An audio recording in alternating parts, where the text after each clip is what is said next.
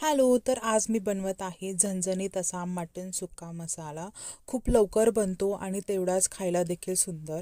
तर सगळ्यात आधी मी इथे तेल घेऊन त्याच्यामध्ये खडे मसाले ॲड केलेले आहेत. नंतर मी इथे 1 ते 2 एवढे बारीक चिरलेला कांदा घेतलेला आहे, तो देखील मी तेलामध्ये ॲड केलेला आहे. तो चांगला परतून घ्यायचा आहे.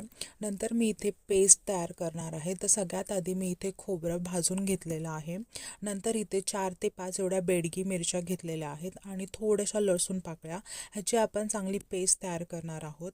कांदा थोडासा लालसर होत आला की आपण ही तयार केलेली पेस्ट तेलामध्ये ॲड करणार आहोत.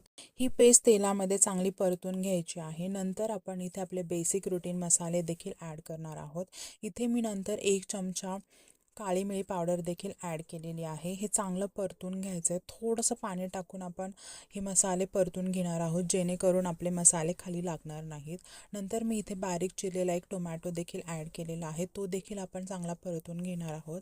इथे मी झाकण लावून 5 ते 10 मिनिट हा मसाला चांगला शिजवून घेतलेला आहे. नंतर मी इथे शिजवलेलं मटण देखील ॲड केलेलं आहे. मटण शिजवताना मी कांद्याची फोडणी दिली होती आणि थोडीशी हळद टाकून 6 ते 7 शिट्ट्या करून घेतल्या होत्या. तर आपण हे असं मटण ह्या मसाल्यामध्ये ॲड करून चांगलं परतून घ्यायचं आहे.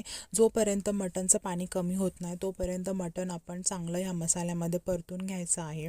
वरून मी इथे बारीक चिरलेली कोथिंबीर ॲड केलेली आहे. तर अशा प्रकारे आपला मटण मसाला रेडी आहे.